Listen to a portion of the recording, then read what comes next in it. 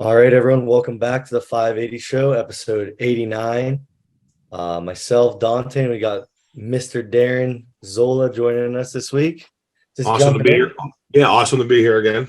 Needed a 580 member last minute, and I'm like, you're familiar with podcasting. I didn't want to get in the habit of having a guest on it. This isn't like your pod where we just have like a guest on, like all strongmen all the time. So I didn't want to have another guest on again. So I'm like kind of somewhere in the middle, someone who's familiar with podcasting, also kind of a guest, but can kind of just jump in and BS. So I appreciate you jumping in last And minute. you got lucky too, because usually I'm not available last minute. So you got lucky. But let's plug my podcast real fast. No, you move stuff around for us. I know you called off work, all this stuff. Yeah. Yeah, go ahead, plug your podcast. One more strong. Yeah, one more. So I just recently went over 10,000 downloads. So I'm still doing that giveaway with Legendary Foods. I have another big one. If I told you, I have Thomas Evans on the next podcast. Yeah, I saw it. So he just come up at his win there at the show. I guess it was the Shaw Open. I don't know what they actually call that part of the show, but yeah, hopefully with him, that's going to put me over 1,000 downloads just for this month alone. So that's the first month I've done that. So I'm pretty excited. I like I liked your last episode with Becca Lorch just because I used her in the past and she's super smart and she's good for a podcast because she really just says whatever the hell she wants. And yeah, so that makes for good podcasting. She's not like super political, Yeah, and she talks a lot. It was basically her talking. I said we'll keep doing an hour, and that thing went like almost 2 hours. So it was fun having her. That's the first time I really talked to her. I talked a little bit at the R and a little bit at Clash, but that's the first time I've actually like talked to her personally. So it was a fun. Well, cool, man. Well, we appreciate you joining. I want to say thank you to everyone the last couple of weeks who's purchased horsepower before we get in the episode. So we partnered with Clash for the 91s. And it's been the biggest 2 weeks since we've released our pre-workout. So I just want to say thank you to everyone who supported us. Please continue to support us. If you're hearing this and you're thinking about buying a pre-workout and you typically just buy from one of the big guys, I just, try ours out once and just see if you like it. We're manufactured the same style they are here in the USA, and it supports a small business that's trying to support strongman and strength sports in general. So I mean, we're able to give back $500, another 500 of the podium for Clash of the 91s this weekend. So I appreciate everyone's support. It was a huge 2 weeks for us. So that commercial helped. The commercial helped that too. Yeah, that was sick. That was actually sick. Yeah, it was pretty cool. I got to watch it. It messed up though. I didn't get to watch the live stream. Mine wouldn't work. So I ended up having to go watch it off of YouTube. But it's pretty cool still to see the commercial in there. Yeah, so if you didn't see it, so before Clash of the 80s and 105s in the Rockies 2 weeks ago, we had a little pre-workout commercial, and Zola hooked that up for us. So I appreciate it. Yeah, Joe over Gym Life Media. Got to plug him a little bit too. So yeah. So before we get into just like inside stuff, but Clash of the 91s is this weekend. So this will be released the day after, but you said you're trying to go down, Zola. Yeah, for work. I mean, I go back and forth to Harrisburg. So Harrisburg's only an hour. It's like an hour and 20 minutes. So if I can get over there in time and get access to a car, I'm gonna try and get down to Clash and watch it, because we had planned on going live, watching it, but there's too much shit going on right now for me and the wife to take the trip. So yeah. Speaking of that, next week I get married.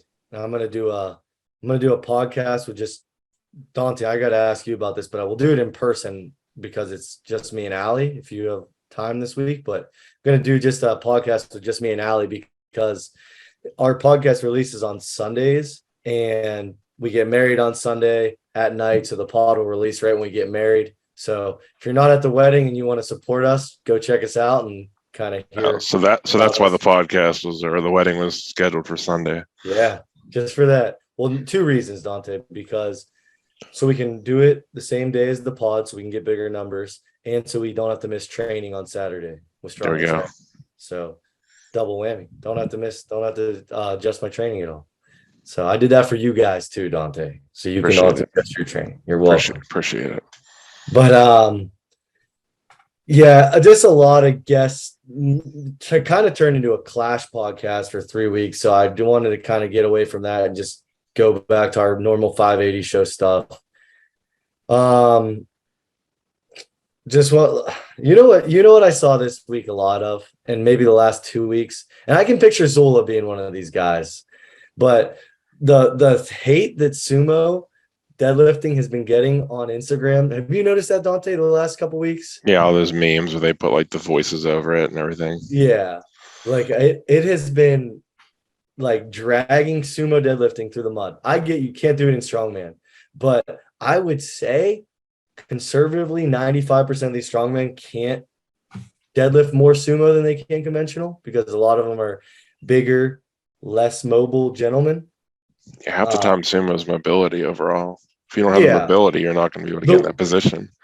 And the worst thing is the power lifters who make fun of sumo because it's allowed. So it's like, okay, you're not pulling sumo, so you obviously can't pull more sumo than you can conventional, or you would be pulling it because if you care about your total, you'd want the biggest number. So I don't know. It's one of those things that kind of just chat my ass this week. I thought it was kind of silly. But that one video is ridiculous. That guy doing 725. Did you know what video I'm talking about? Yeah, when he like moved to like an inch. Yeah, I mean that was ridiculous, but yeah. It still counts though, right? Yeah. Well, I mean, he was using straps, I think, so it's like it wouldn't count. But I wonder when we're gonna have a promoter in strongman allow sumo at their show. Like a straight up event, just a sumo deadlift event would be kind of neat. Yeah, I mean, they did the bench press for reps like the NFL combine, so why not just do like a sumo deadlift event? Like, did you see that, Darren? What's that? The OSG regional last weekend? Yeah, I seen some clips. I thought it was stupid as hell. 225 bench for reps. I would have loved it. It's different because like every single class does the same weight. So like I think the girls did 135 though. Yeah. So Zul, you're kind of tied in with OSG. You've been there before, and I think you kind of talked to Lynn more than definitely Dante and I ever have because I've never talked to him. So will the format next year, will it be like all regionals? Are they still going to do online? Or are they gonna like how are they going to do that? Yeah, I mean, I can't speak for Lynn, but I know that's more or less the plan. Sure. Even the last time I was there, which was before like pre-COVID, I think it was 2019. That was what they were supposed to start going towards, and then the COVID threw a whole monkey wrench into that. But I liked the qualifiers, but they didn't get. I thought they had a much better turnout. I pay attention to my class, and I think there were two guys at this last show, this Northwest one. I think it was Cromer and Albie. I know Albie got the invite because Cromer won, but he's already going, so they gave it to Albie, which they basically gave him the invite for coming in last. Yeah, like so. But they're trying to fill it. Podium. My class was podium, gets invited, and I only had two guys. Yeah, I mean that's the thing. I mean they're all different, and then they need to get bigger. I think as they limit the number of online or pre-qualified guys, you'll see the regionals. Because I know for myself, I watched all the regionals, and I think I could have won all the regionals in my class. Maybe not the North Carolina. Randy Cole did a good job at his. I probably would have got second, but I would have podiumed. So I know I would have gotten through OSG. I like that way better for guys that compete, but it's very hard having just 3 or 4 of them. They're really stretched out. Yeah. I mean, I imagine they'll have to still do online in some capacity just because of the obscure countries and stuff. Like you still want, like, they're not going to do a regional in Norway every year and in Wales and in like all these countries in Ireland, like, so they'll have to have maybe an international qualifier and then do the regionals in the States. Yeah, I mean, I think it's going to be a thing of both because there are qualifiers outside of the U.S. for OSG. So I think it's basically going to be both. Like you said, if you want to fill the class of 30 people and you invite the 10 back from the year before and a couple maybe open invites coming in, and then if you want to fill the class out regionals, if you want to fill out 20 to 25 people regionals, you're talking about 7 or 8, 9 regionals to get them people. And so I don't know if they're going to have that many. I look for more next year. Maybe there were 3 this year. I think 3 or 4 in the state. 4. Yeah, there was Texas, North Carolina. It's 3: Texas, North Carolina, Washington. Okay. Yeah, you're right. So I look for more next year. To branch out, maybe a Northeast one, maybe like a northern one up in like Minnesota or something, to give people access, more availability to go and do those shows, and then limit the online qualifiers maybe to just the top 10 instead of the top 20 or however they need. Yeah. Yeah, I was telling Dante the other night at the gym, like I kind of kicked myself in the ass for not doing one of the OSG regionals. Like I mean, I got hurt. I just didn't plan it out right, but I wish I would have done one of those. I Yeah, I think, mean, you would have made it through, even though, like, how would you have done an online qualifier had you done it? I think Farley was the only one that did it, right? yeah, I would have been right in that like nine. I would have already been in that like 8 to 11 spot. It kind of confuses me how they just score it sometimes because it seems like there's like if you look at the scoreboard, sometimes I'm like, I don't know why that guy's not ahead of that guy. Okay. Because like he beat him in like sandbag and overhead, but the guy beat him in deadlift, but he didn't even beat him in deadlift by that much. I don't know. But Want me to explain it to you? yeah, it's off everything, right? Yeah, that's the kind of thing that I guess the format had used. He can't break them down just in your class. So if, like you said, if you're tied on two events and then the one event say like, I beat you by so much on the deadlift, but there's a lot of people in between. So it ranks it. The guy, like let's say 500 qualifiers, the guy that absolutely won the deadlift event has 500 points. But there might only be three people. So say there's only 30 people trying for that weight class, but he gets 500. Where I would think it should be 30. If there's 30 people in the 80 kilogram, the point should be 1 through 30, but they're not. They're 1 through 500. Yeah, Dante or Frawley explained that to me, and I thought that was goofy. It wasn't me. I'm less confused as well as you. I think it was Frawley that got it all dissected down. Yeah. But I mean, I know for a fact I can deadlift like low sixes for a triple, and I shouldered a 310 bag, and then it just came down to my overhead, pressed maybe 275 or something. It would have probably been enough to get in, I would think, but who knows? I know last year. So what I did last year, I didn't qualify. I did one video and then I just shit the bed, so I didn't send the videos in. But I was worried about where I would have placed. So I took it upon myself. I took all the masters and put down their scores, and then I ranked them myself with the scoring, just based on the 1 through 50 or 40 instead of the whole group. Yeah. And it still come out the same top 10. Yeah. Well, that's cool. So like, because I was worried to see where I was like, let me see where I would have fallen, and I went through every athlete and wrote down their weights on their 3 events, and then figured out the points. And it may have been flip flop, 1 or 2 guys, 8th and 9th may have flip flopped or whatever, but it was still it still comes out the same thing. It's not a disadvantage. It just looks funny somehow. Yeah. Yeah, no, that's cool. I'll be interested to see how they do it moving forward. But Dante, how's nationals training going, buddy? It's going good. I'm starting my little back on my bullshit diet plan. So I got to start that. I would think it's going to be an after my wedding type thing because it's, yeah. I'm already taking your wedding into account. So I'm kind of like going pretty strict next week just so I can kind of go all out in your wedding just a little bit. Yeah. So like for me, it just really depends on my body weight in the morning of. So if I'm waking up and I'm sitting low 250s, I'll be looking good. I'll be able to enjoy myself a little bit more. But if I'm sitting pretty heavy, it's going to be just like, and just a little bit. It's weird because you want to be a little lower, but you don't want to be too low. Yeah, I'm in the same place. I'm starting to learn how to sit a little bit heavier, like I need to, and not panic. So I'm just like, I'm telling myself like I'm fine right now. I'm eating whatever I want, basically trying to just get enough protein in and everything like that. But yeah, I'm in the same boat. Basically, I just like pretty much time when I eat things. Like I'll just eat all my carbs before and after I train or go on like a run or do cardio, and that really just helps kind of like use the carbs when I need them and not just store them as fat. So in the morning, the scale usually goes down a little bit, and every single cut, it's been getting easier and easier to manage the body weight. So I think this one should be the easiest cut. Should be. Hopefully. So are you gonna do your Epsom salt or sauna at home in the morning and then go up and weigh in, or are you going to do it up in Erie and just go immediately to weigh-ins? Like, are you going to stay in Erie on Wednesday night? Or I haven't decided yet because I know there's people up in Erie that I could probably stay with if I have to. Yeah, me too. But I like since I do the Epsom salt baths now, I like doing it in my own home because it's like an hour and a half away, 2 hours away. So even if you get up at like 2 a.m. and you just want to like sweat it out before you drive up there for weigh. I don't know what time weigh-ins are. That's what I'm saying. 2 a.m. I don't know what time weigh-ins are. I weighed in at 9 a.m. last year. So like I could get up at like 5:30, sweat out my last couple pounds, and then just drive up to Erie, weigh in, and then then I got 24 hours till I compete. Yeah.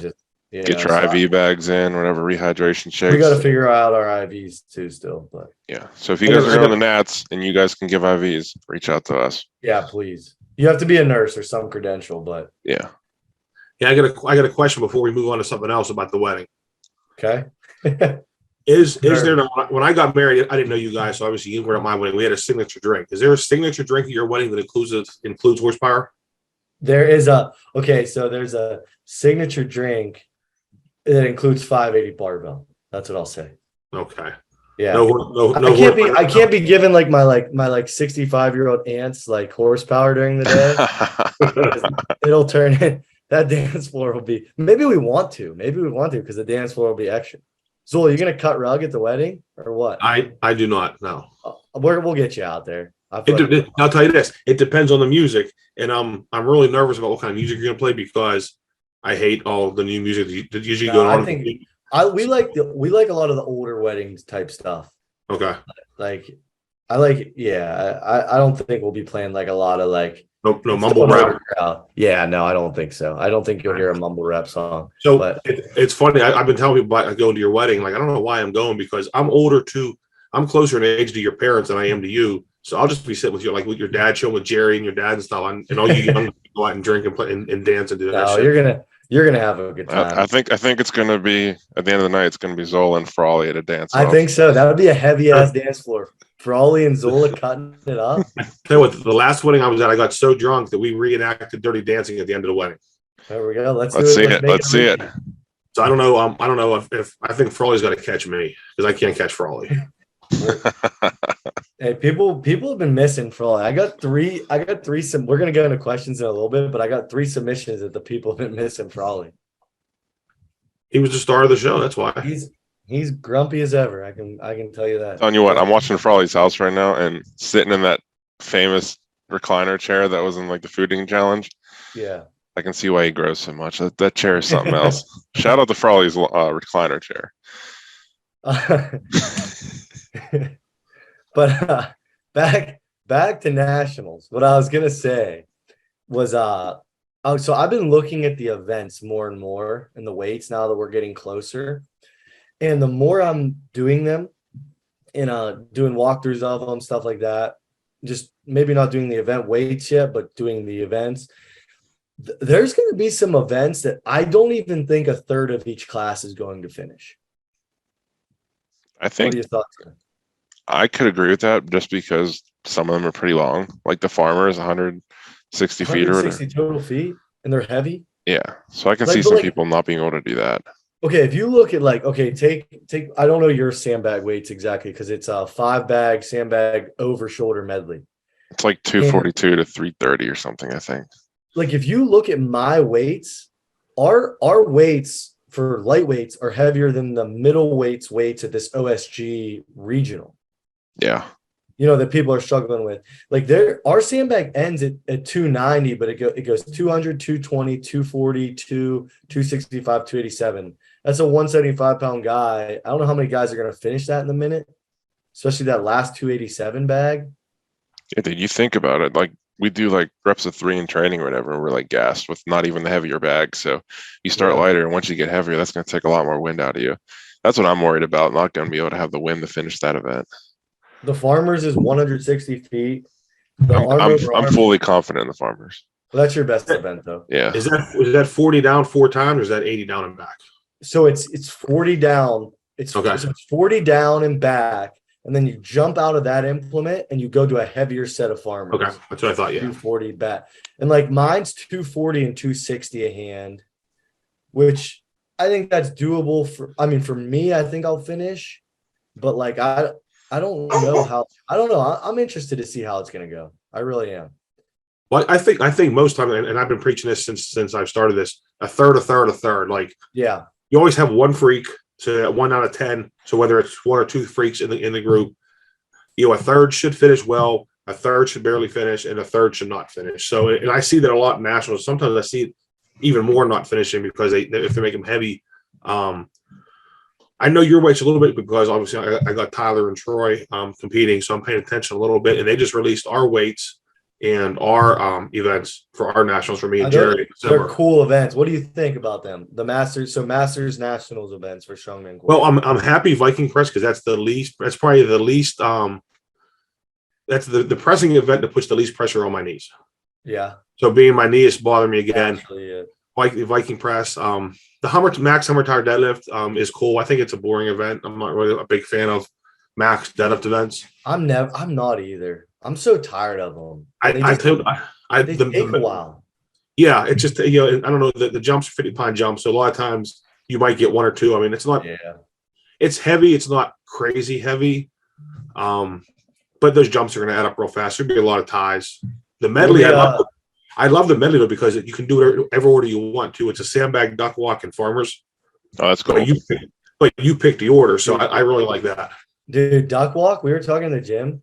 There's no way on earth to do duck walk and look manly. It just doesn't happen. You cannot do duck walk and look cool. That's just my opinion. Unless you can do it like a suitcase carry, just carry it on one arm. Yeah, that's true. What's the weight for the duck walk? I would have to look again. I know because we have power stairs too. Oh, so that's what I was about to say. You'll be happy. Our power stairs are going to be done at the gym in like 2 or 3 weeks. Out. I didn't even know you were doing them, so that's awesome. I made Jerry happy. Yeah. I think a duck walk that's not super heavy. I don't know. Like I think my sandbag's 280. My farmers I think are 280 per hand, and I think the duck walk's like 350. So for me, I mean they're all I don't want to say light, but they're more on the light side than I think they should be for nationals. Yeah, I'm just so jealous of Masters Nationals that gets to be in Vegas. Like we're going to Erie, and you guys are going to. We couldn't have had it any luckier at the location. That's true, but like. Imagine being from like California for nationals this year and being like, dude, I have to where do you fly into for Erie? Cleveland or Pittsburgh? Or Buffalo? Yeah, Buffalo, Cleveland, Pittsburgh, or Buffalo, you're probably all within an hour and a half each way. Yeah, God, that just sounds horrible to me. Yeah, next year it's definitely going to be on like the West Coast or something. Yeah, I would say I think it's going to be south. I mean, I'm sure Erie has to have an airport. It just depends on small. Yeah, it's going to be small. So if you fly a certain airline, they might not actually fly into Erie. So if you want to stick with, we fly Southwest, and every time we've gone to Florida, they don't go to Daytona and they don't go to Bradenton. So we have to fly into somewhere else because Southwest doesn't go to Daytona. So it'd be the same thing for Erie. If you want to have a last little connecting flight from somewhere into Erie, or just fly into, like you said, Pittsburgh, Cleveland, and then rent a car and drive. Yeah, I'm excited though. But I would think Buffalo's probably the closest.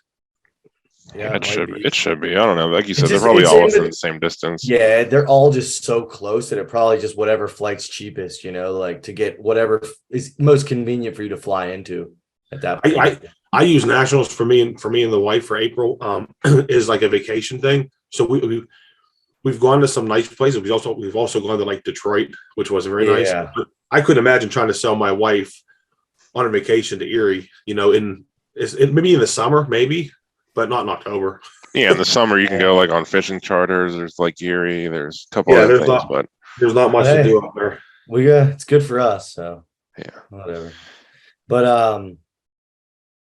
by the way, Tyler Kocharski's podcast with you mentioned Tyler right before. That was insane. Yeah, that was a good podcast. Dude, after I listened to it, I sent it to like 10 people because I was like, dude, we've been friends with Tyler for like 2 years now. I never knew any of this stuff.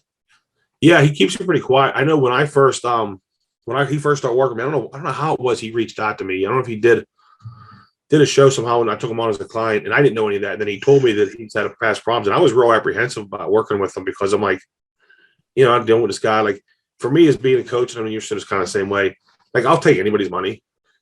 If you want to pay me to be your coach. But I'm like, I never thought he would make the commitment that he did and use this sport, like we talked about a lot. I'm not saying this sport saved him or anything like that, but like this sport give him some accountability and give him a goal, like, let alone the drugs and the addiction. I mean, he quit smoking. He's cutting back on his vaping. He's like worried about his nutrition now. So it's pretty cool to see the transformation in 2 years. And like I said, you guys not knowing that, you can see that transformation in him from what he was to what he is now. Yeah. And now you know the backstory, how more impressive it is. Yeah. That's cool. He's a good dude. It's definitely showing. He's getting a lot better every single time I see him. I remember I remember Kocharski, one of the first times he came down. I got two quick stories about him. He was going outside so much, and I'm like, what the hell is this kid doing? So I went out and looked, and he's hitting the vape in between yoke runs. Yeah. And then the second time I saw him take so much caffeine at once, I've never still to this day seen a human take as much caffeine at once as I saw Kocharski. And I was like, dude, I went over and I saw him do 3 scoops of a pre-workout. And this was before horsepower. And this pre-workout was one of those extreme ones. This had 375 milligrams of caffeine in it. Jeez. And I watched him take 3 rounded scoops. I shit you not, 3 rounded scoops and drink this water. I was stunned. I'd never seen something like that in my life. And that's over 1,000 milligrams of caffeine in 8 ounces of water. Is that too much? Yeah, just a little bit. Just a little bit. I might be starting to like hear sound, like hear colors. Yeah, that's about like one of those weird things. That's about 12 Red Bulls. So, yeah, 12 normal size Red Bulls and 8 ounces of water. So yeah, that's a lot. But no, I don't think I have anything else about nationals. Just, I mean, that's really our next big thing for the gym. I don't think we're gonna have really many shows before then and now. Like I said, we're gonna have power stairs set up permanently. We found a really high spot in a corner that we can set them up at, that even guys over 6 foot will be able to go up all 3 steps. How high are you built? You build them 18-inch steps, or? Yeah, 18-inch steps. Yeah. Okay. And then we got 3 Atlas stone platforms that go up in weight. I just had someone make me those. Those should be in next week. So we got 46, 50, 54, and then we'll probably add another one afterwards if we want a 4th and maybe even a 5th for like stone runs. 60, how about 60? How about the 80 guys loading the 60 inches last week? Wow, dude. 62 inches. The 60, okay. And it was a 225 stone. OSG is usually 60 on their first, but they stone. So they promoted it as 60, and then they announced that the show is a 62-inch platform. Yeah. 225. I mean, you got 5'6" to 5'9" guys doing a 225 stone to 62 inches. That's crazy. Wild. That's crazy. That's wild. It's definitely something you got to practice, because those guys are all pretty good at stones, and we do stones enough, but usually 48, 52, maybe 54, 56, but 60, 62 for guys that your height and size. I don't like that, because I think it makes it too hard, and it gives too much of an advantage to the taller people. And not there's no 6 foot 2, 80 kilogram guys. Right. And I am above average height, being 5'9", you know. Yeah. But yeah, I mean, I'm not a big fan of events that kind of like really give an advantage to certain people or take it away from certain people. So I feel that was too high. I think for that guy, 58 maybe. I mean, and they all did it. I think they all did it. Yeah, I think everyone did it. At least the first of but I guess they're the best 14 guys in the world, you know. But you make a good point. I need to practice the higher ones, because it seems like almost any big level show, like world class show, doesn't want to get away from stones as like the finisher, you know, like it's just kind of part of strongman almost at this point. It's like that iconic finish. Especially when you can set it up head to head, it makes for such a good show. When I did nationals, we did stone over bar nationals up in Detroit, and I think it was the same. I think we were like 58. And we had a heavy stone. I only got 1 rep. I think we were like 340 or 360 was our stone over bar. That's heavy. But so many zeroed it, and all the men had the same height. They just had lighter stones. I don't remember how the 80 guys did, but like, you know, especially nationals, when you look at maybe say 50 people in a bigger class, 60 people, half of them probably don't deserve to be there. So you're not talking about the elite 14 guys. So I guarantee you at that height, probably almost all but a handful of the 80 guys probably loaded in any kind of stone over that high of a bar. Like, you know, unless it was the 175, but they were probably at least in the 2. It's heavy. It was heavy stones. So they were probably at least in the 2 1/4, and asking guys that aren't that caliber to load it high is pretty tough. Yeah. I think this year you may see with Strongman Corp, you may see a little bit of a decline in participation, but you may see a little bit more of a quality athlete in nationals, because they did make it a tiny bit harder this year. The regionals still allows some. If you go to regionals, there's only 5 people, still top 3 get into nationals, but you had to win a show now. You had to win an open show. So that did make it a little bit, that did make it harder because before you could do top two even without 6 people. But I agree still. Well, that's the one thing going back to when you had Kearney and the Rodfather on your show a long time ago. Isn't that insane that happened? You caused all the stuff that you caused. But they had some really good ideas, like the whole regional and national and like the semi-regional or whatever, like the stepping stones, because nationals is too easy to get. To me, nationals should be one step below worlds, or at least OSG or Clash or something. So it should be a lot harder to get into. It shouldn't be just show up and qualify, which it is still essentially for women in masters. Like there's usually not enough. Yeah. So I really think having the shows are hard to fill those classes and the lighter classes. So it needs to be harder to get it, because if it's harder, yeah, you have less people, but it makes for a better show, and you can make the show heavier because the people there deserve to be there, as opposed to like watering down the events because you got to try to filter the 50 or 60 people that probably shouldn't be there. It's all money. It's only a money making thing. Nationals, it is, and that's why it's like that. But I'm gonna answer some questions unless you guys have anything else. There's some good questions this week. What's hard? What you guys? Everyone here does strongman. What's harder? This is a good question. What's harder? Sandbag 2 shoulder or sandbag over shoulder? I think sandbag 2 shoulder is harder, just because you have to have that little extra bit of control. So I think sandbag to shoulder is harder until you reach a certain weight.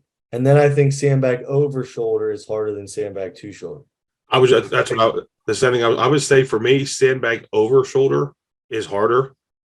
Like I can shoulder a sandbag, but and I haven't practiced enough. I was doing it with Tyler and Troy with their gym a couple weeks ago, and I couldn't figure it out. But like you said, yeah, in a light bag, I think they're the same. But when you get heavier, I think throwing it over and worrying about given a green light on it is the thing, because it's real easy to throw it to the side and kind of like come under with your arm. Well, it didn't really go over your shoulder. It went over your arm. So right. I think over shoulder, especially when you get to the longer bags.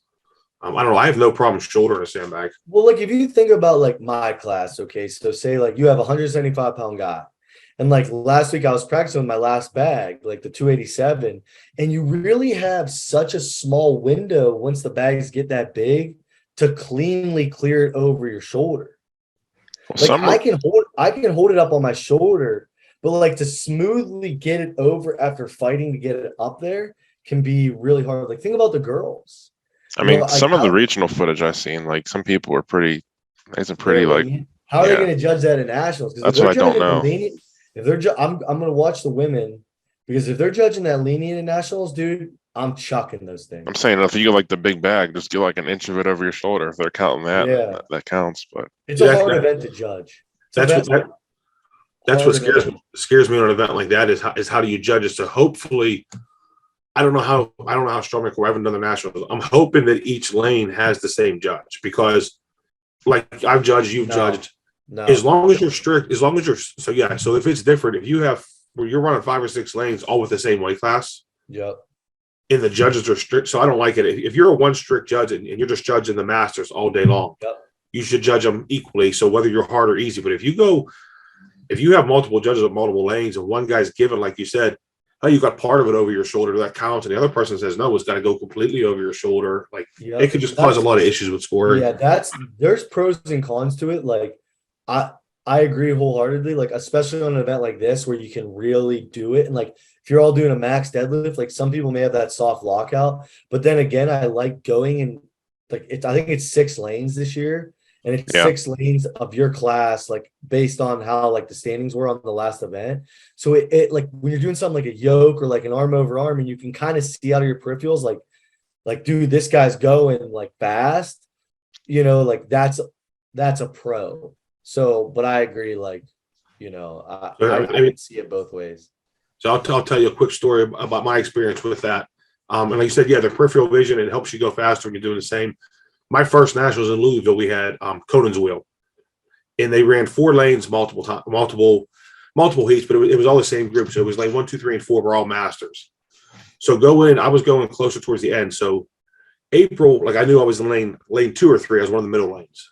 So she was there getting ready to video me, and she's watching the prior people. So, and I'm watching the people, like say lane 4 where I'm at, but I'm going in lane 2. And I could see them getting a half a revolution, a quarter revolution, a third.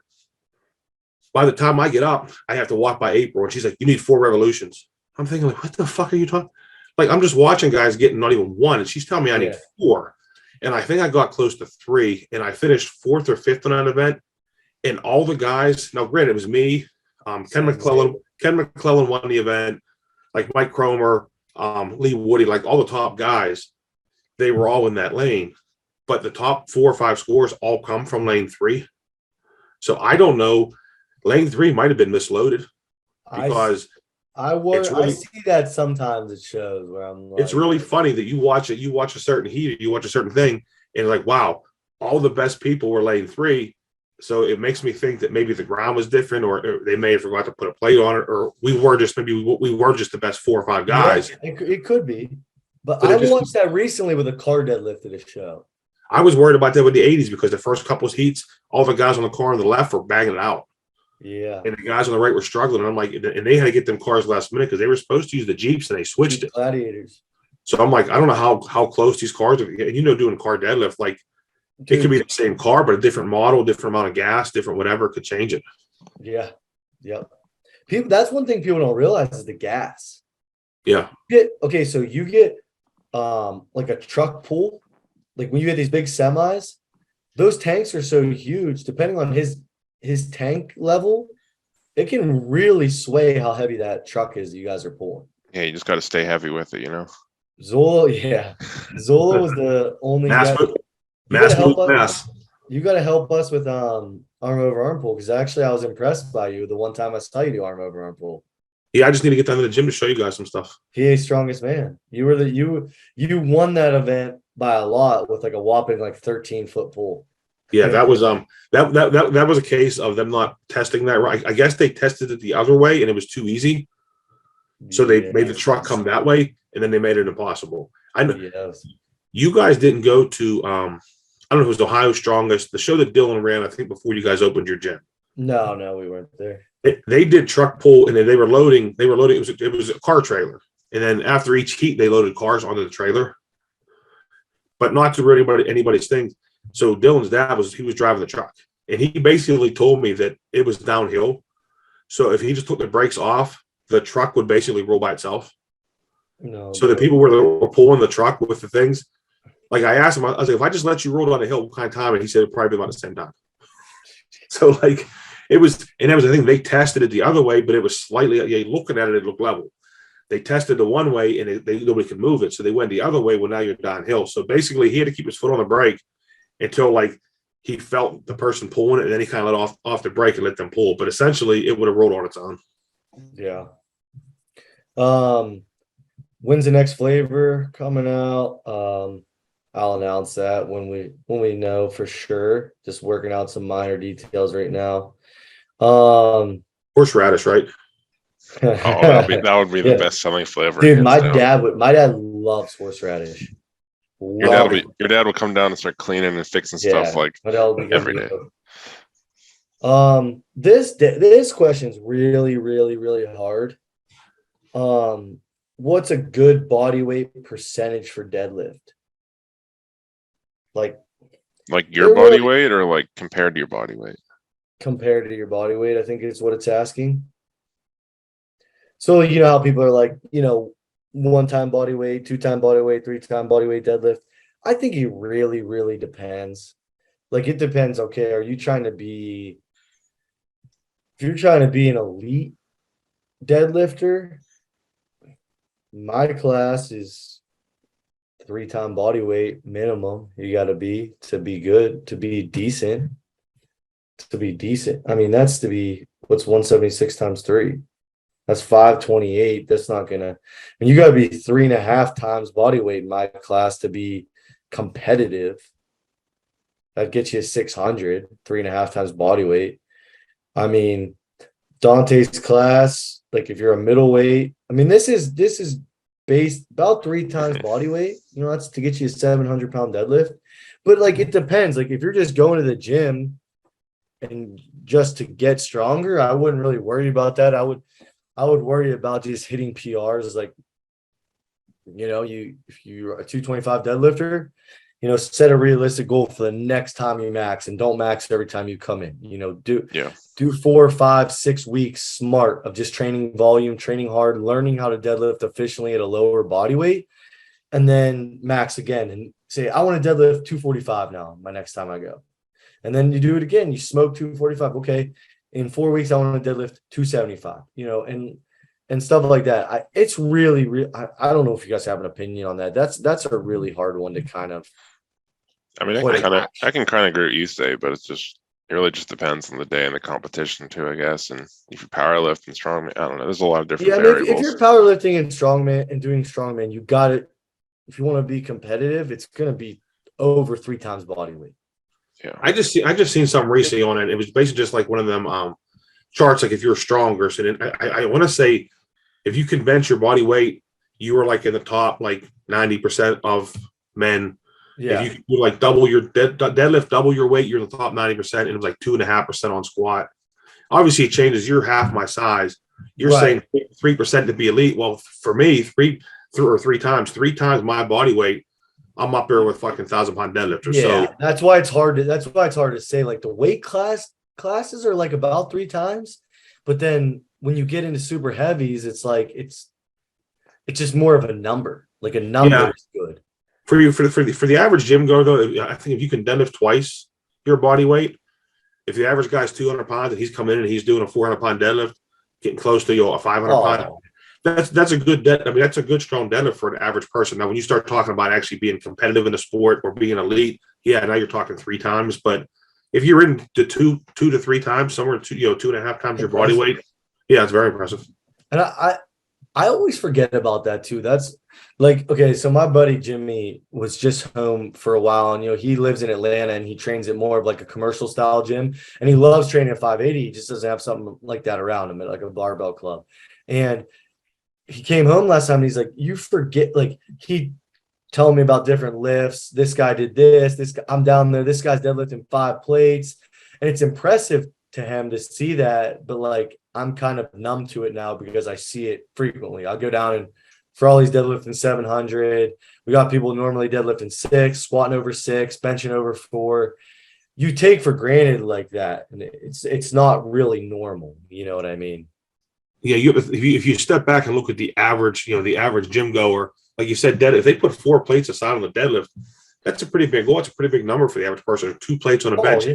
Hitting 225 is a pretty big goal, I think, for the average gym goer to hit. Mm-hmm. But we were talking earlier, watching the OSG guys banging out 20 reps with 225. Well, that's a completely different thing. Right. So yeah, it's hard sometimes when you figure how much strength is in 580 barbell or just in the areas that we run, that we're up in that probably the up top 2 or 3 percentile, of strength for our sizes. For sure. And we should be. We want to do it. We do this.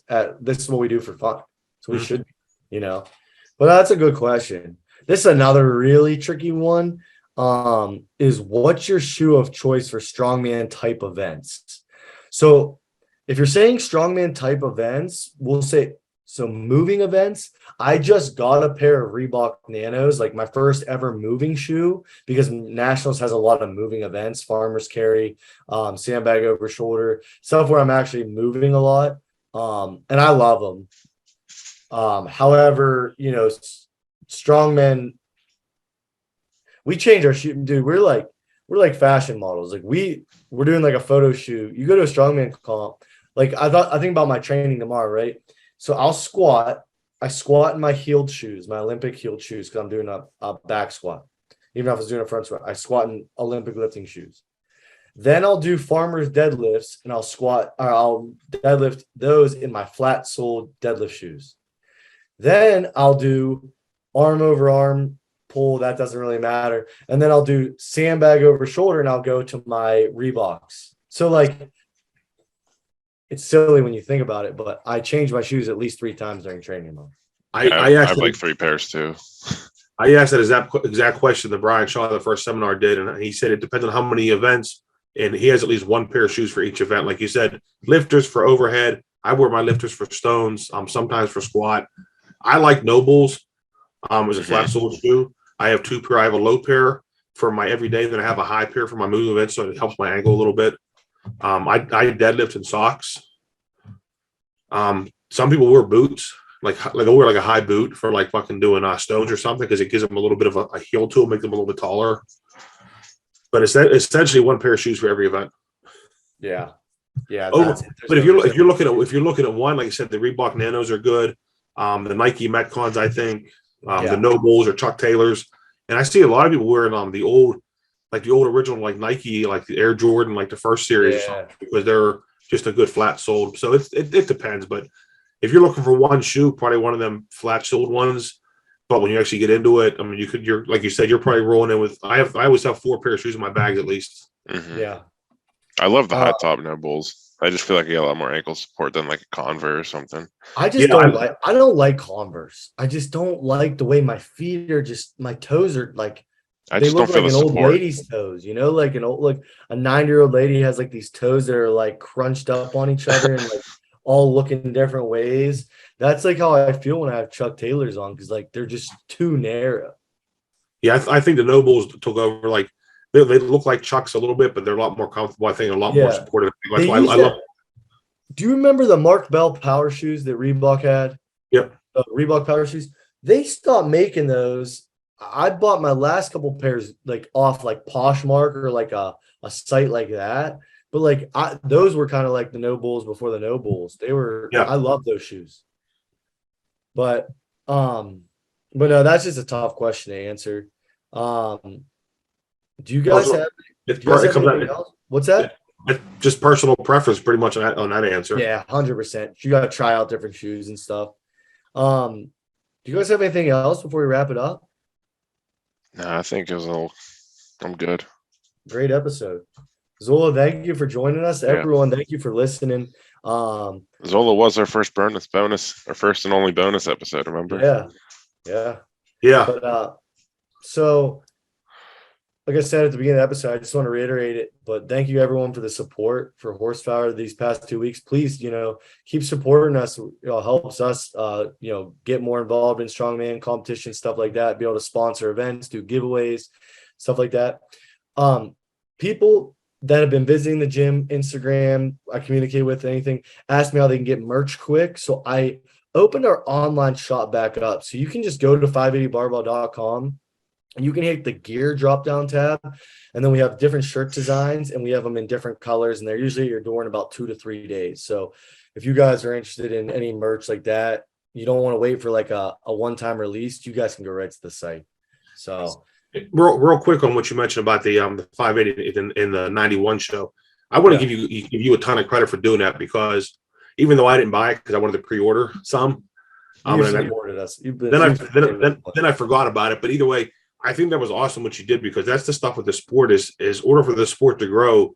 We have to support it as, athletes ourselves, whether it's through our business, whether it's through our podcast, whether it's through buying the live stream. So doing something like that, like offering, hey, I'm going to put up such money, tying it to the fact. I'm probably thinking that if you would have sold 49, or 20, how many did you do? Was it 25 or 50? 25.